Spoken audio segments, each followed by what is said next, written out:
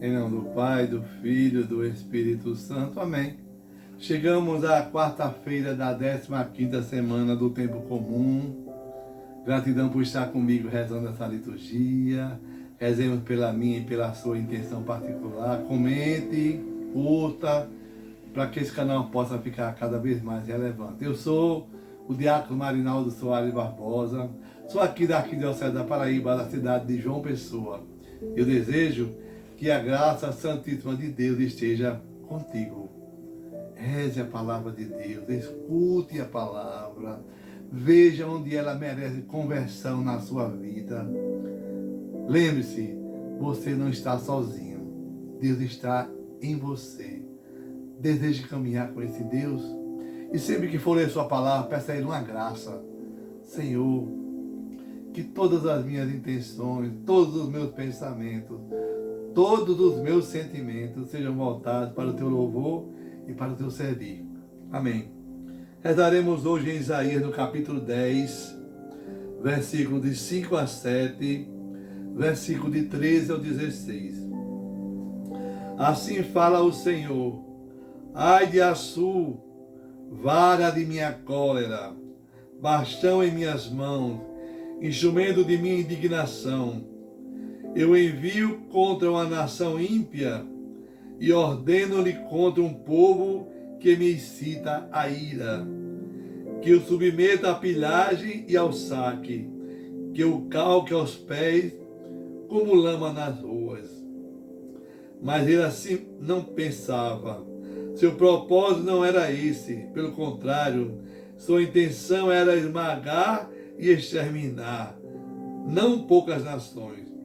Pois diz o rei da Assíria: realizei isso pela força da minha mão e com minha sagacidade, pois tenho experiência.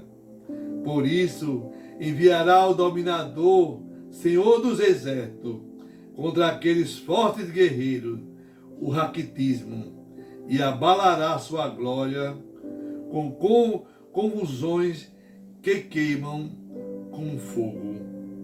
Palavra do Senhor, graças a Deus. Salmo responsorial 93, 94. O Senhor não rejeita o seu povo. Eis que oprimem, Senhor, vosso povo e humilham a vossa herança. Estrangeiro e viúva trucidam e assassinam o pobre e o órfão. O Senhor não rejeita o seu povo. O Evangelho de Mateus, no capítulo 11, versículo de 25 ao versículo 27. Naquele tempo, Jesus pôs-se a dizer: eu te louvo, ó Pai, Senhor do céu e da terra, porque escondestes essas coisas aos sábios e entendidos e as revelaste aos pequeninos. Sim, Pai, porque assim foi do teu agrado. Tudo me foi entregue por meu Pai, e ninguém conhece o Filho senão o Pai, e ninguém conhece o Pai senão o Filho, e aquele a quem o Filho o quiser se revelar. Palavra da salvação. Glória a vós, Senhor. Que a palavra do Santo Evangelho perdoe os nossos pecados. Amém. Hoje, tanto Isaías como no capítulo 10, como o Evangelho de Mateus, no capítulo 11, ele quer nos fazer um alerta para olharmos para a vontade santíssima de Deus. Isaías, no capítulo 10, ele é um capítulo de repreensão. O profeta, ele fala daquele que escreveu a lei e as oprime para arrebatar o direito do fraco, do aflito, do povo sofrido.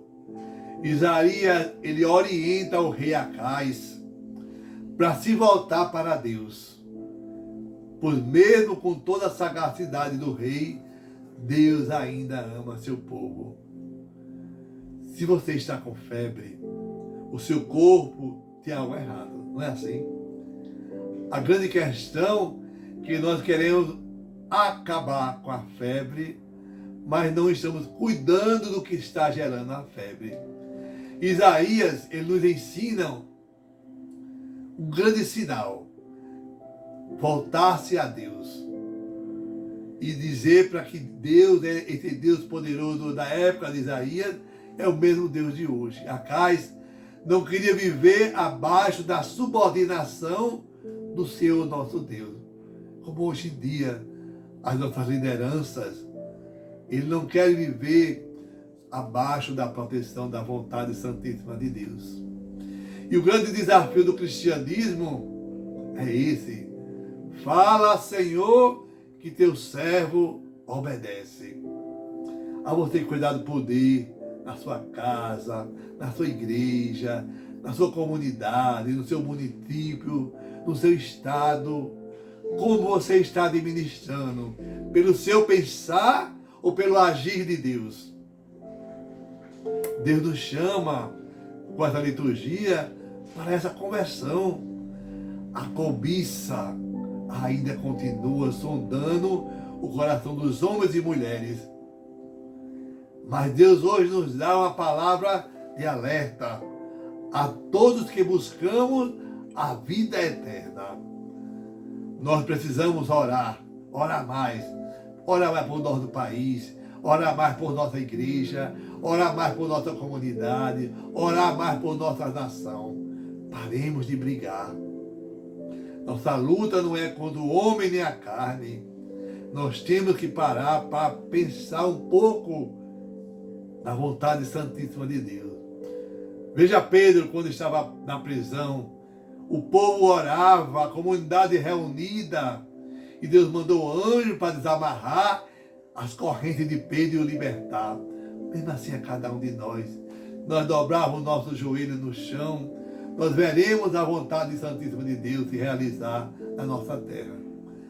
Deus diz, quanto mais eu te chamo, mas tu te afastas de mim. Deus chama a mim, Deus chama você, Deus chama a gente, mas nós nos afastamos desse Deus que é amor. Quantos na sua casa, experiencie, quantos ao seu derredor, quantas pessoas estão distantes de Deus. O Senhor vai até eles e ele não quer estar com Deus. Ele prefere viver uma vida de pecado, de violência, de orgia, de maldade. As pessoas preferem as coisas deste mundo do que a Deus. Mas Deus é bom o tempo todo. Deus é bom. E ele responde hoje no Salmo 93, 94. O Senhor não rejeita o seu povo, mesmo sabendo que ele está distante da sua graça. Em Mateus hoje, no capítulo 11, onde Jesus falava de Betsaida, Cafarnaum, Corazim, que tanto ele pregou, que tanto ele ensinou, que tanto ele fez sinais e milagres e prodígio, e o povo não se converteu. Jesus, às vezes, ele fica triste com as nossas dificuldades de reagir às suas bênçãos. Ele hoje exulta a Deus. Eu te louvo, ó Pai, Senhor dos céus e da terra, porque tu revelaste essas coisas pequenas, tiraste o véu para aqueles que são convertidos, para aqueles que são pequeninos, que aceitam a tua santíssima vontade.